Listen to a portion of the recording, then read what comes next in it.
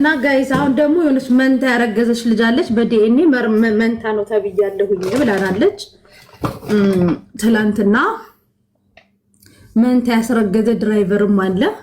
ድራይቨሯ ነው ግን አስረግዟታል። ማሻአላ ብዙ ተባዙ። ኢማራትንም ሙሏት። ምስቁ ልጆች ሚዩት ነው ማረጋቸው። አሁን ቁም ነገር ወሬ ልጀምር ነው። አትገልፍጡ። ድራይቨሯ ነው ይሄንን አጀንዳ ወደ እኔ ይዞት የመጣው እንድሪስ ነው። እና መንታ ነው ያረገዘችው። ማሻአላ ምን ያህል አነጣጥሮ ተኳሽ ቢሆን ነው ጥሩ ነው። ግን ችግሩ እኔ እርጉዝ አልቀበልም። ልጁ ሌላ ሚስት አለችው አላይን ተብሏል። እችን ወሬ ብቻ ላቃጥርና እንድትጣሉ ነው። አላይን ሚስት ያለሽ ድራይቨር ጸጉሩ ሉጫ እዚህ እየሰማሽኝ ከሆነ ባልሽ ከሌላ ሴት አስረግዟል። ላይክ እንድትጣሉ ነገሩን እንድታቂው ላደርግ እንጂ ማናችሁንም እኔ እርጉዝ አልተባበርም። ግን እስካሁን አንቺ አልሰማሽም። ልጅቷ የ6 ወር እርጉዝ ናት። ወረዲ 4 ወር ነው የቀረ። ሚያ እያሉ ከመምጣታቸው በፊት ላቃጠር ብዬ ነው። እንደ ማቃጠር ቁጠሩ። ይሄንን እንደ መረጃ መስጠትም እንዳትወስዱ፣ እንደ ማቃጠር ነው እህቴ የምትወስጁ። እና ልንገርሽ ብዬ ነው። ባልሽ አስረግዟል። ስሙን ብጠቅሰው ወንጀል ስለሆነብኝ ነው። የመኪናውን ከለር ጠቅስልሻለሁ።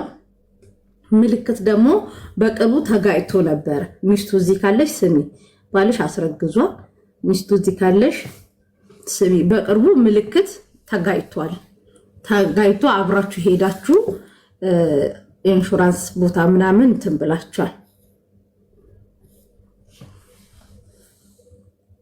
እና ይሄንን ነገር ልንገርሽ ብዬ ነው። ካልሰማሽ ጀስት ልንገርሽ ብዬ ነው። እቺኛዋ ያረገዘችው ደግሞ እዚሁ ቻርጃ ነው። ላገናኝሽም እችላለሁ በውስጥ ሃይ ካልሽኝ። ህጋዊ ባልሽ ነው ብለዋል፣ ተፈራርማችኋል። ግን ከህገ ወጥ ሚስቱን ያረገዘው የልጁን ስም ከጠቀስኩኝ ያ ወንጀል ነው። ማሪ እኔ እስር ቤት መግባት አልፈልግም። ግን በቅርቡ መኪና ተጋጭቶ ነበር። ምልክት እሱ ይሆንሽ ውዴ። እሺ። እና ከባልሽ ጋር ካሁኑ ድብድብ ጸብ ክስ ብትጀምሪ ባይኔ እኔ ላይክ እንደማቃጠር እያቃጠርኩልሽ ነው። እያቃጠርኩ ነው እንጂ ለሁላችሁ ማዘኛ አይደለም። ኢማራት ላይ አትተኙ ብያለሁ። አትተኙ ስል 3 አይነት እንቅልፍ አለ። ደክሟችሁ የምትተኙት፣ ሁለተኛ ደግሞ ግዴታ ሆኖባችሁ የምትተኙት፣ ሶስተኛ ደግሞ ለስሜት የምትተኙት።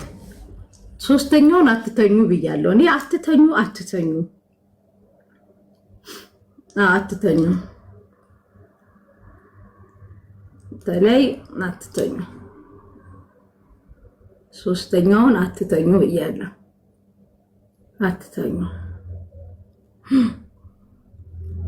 እኔ ስም አልጠቀስኩም። ስም የምትጠቅሱ አታውቁትም። ቲክታከር አይደሉ እነዚህ። 3 አይነት እንቅልፍ አለ። አንደኛ እንቅልፍ ቀን ላይ ድብር ብሏችሁ የምትተኙት፣ የሆነ ደክሟችሁ ምናምን የስራ ድካም እናፕ ለማድረግ። ሁለተኛ እንቅልፍ ተፈጥሯዊ ሲመሽ ግዴታ ምድሪቷ ስትጨልም ምንተኛት።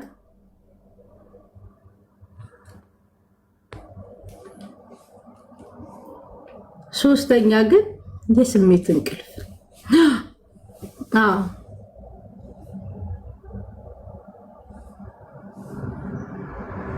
ሙስሊም ነው መሲ ቁርጤ ንገሪኝ።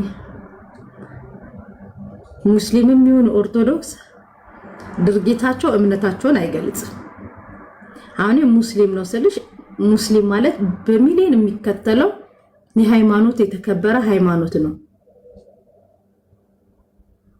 አንድ ግለሰብ ነው ይሄንን ያደረገው ማሪ። ኢማራት ላይ ደግሞ ማስረገዝ ያለ ነው ማሪ። ክርስቲያኑም ያስረግዛል፣ ሙስሊሙም ያስረግዛል። ደግሞ ለመተኛ እናንተ ተኙ እንጂ ደፈረን ብላችሁ ስትመጡ ሲደፍረኝ አላቅም ተኝቼ ነበረ። ከግርሽ በታች ከወገብሽ ከጡትሽ በታች አበድረሹ ነበር አውልቀሽ ነበር የሚገጣጠም ሰውነት ያላችሁ ይመስል ታው ኃጢአት ተናጋሪ አታድርጉን። ስፔሻሊ እኔ ኃጢአቴ በዝቶብኝ መንገዳገድ የጀመርኩ ሰው ነኝ። ስለዚህ እንተናት ኢትዮጵያ እኔ በቃ ምን ግርም እንደሚለኝ ታውቃላችሁ? ነው ድራይቨሮች አሉ ከድራይቨር ጋር ሄዳለው